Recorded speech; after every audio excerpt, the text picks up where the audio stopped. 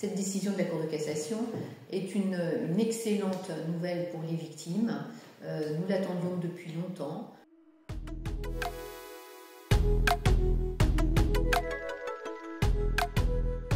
Je viens d'être informée d'une très bonne nouvelle pour les victimes d'escroqueries financières.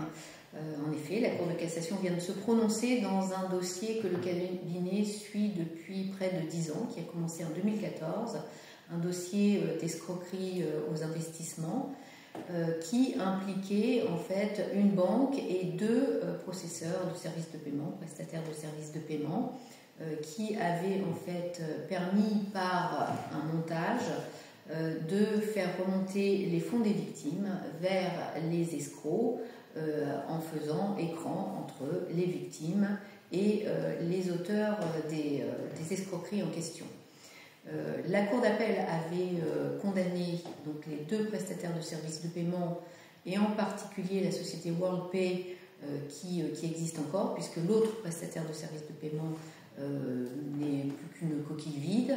Donc la Cour d'appel avait condamné ces deux prestataires de services de paiement à indemniser les victimes à hauteur de 50% de leur préjudice.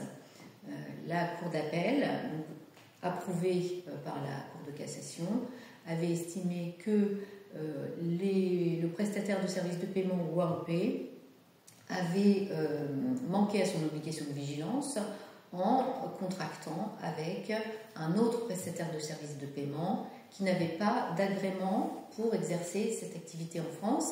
Et ce prestataire de services de paiement, Serov Holding, en fait, avait lui-même contracté avec de nombreuses sociétés frauduleuses et s'était vanté sur les réseaux de proposer des solutions de paiement à des sociétés non régulées.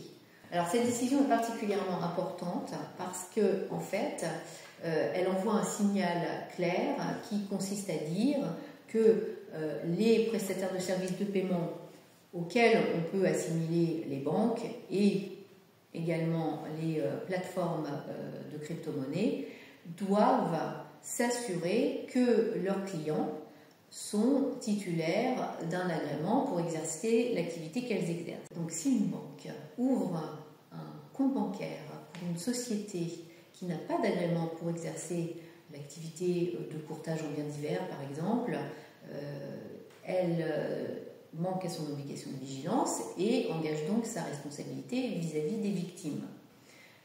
L'obligation de vigilance donc des banques, des prestataires de services de paiement et par extension des plateformes de crypto-monnaie s'en trouve renforcée. L'autre enseignement de cette décision de la Cour de cassation est que c'est bien le droit français qui est applicable, même si la société qui est assignée et qui engage sa responsabilité est une société étrangère.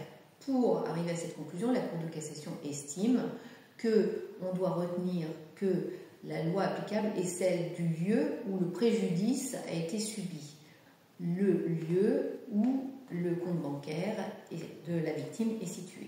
Voilà. Ça, c'est une avancée, puisque jusqu'à maintenant, la jurisprudence était plutôt en faveur du lieu du compte bancaire de l'escroc. Là, on retient le lieu du compte bancaire de la victime. C'est donc le droit français qui s'applique et ça facilite grandement les procédures puisque jusqu'à maintenant, nous devions en fait faire état du droit étranger à chaque fois. Si par exemple une banque espagnole était impliquée dans l'escroquerie, il fallait que le juge français applique le droit espagnol et non pas le droit français. Cette décision nous ouvre les portes, enfin, pour appliquer le droit français. Cette décision de la Cour de cassation est une excellente nouvelle pour les victimes. Nous l'attendions depuis longtemps. Elle renforce l'obligation de vigilance des établissements bancaires, des prestataires de services de paiement et nous permettra plus facilement d'engager la responsabilité de tous les acteurs qui interviennent dans le cadre des escroqueries financières.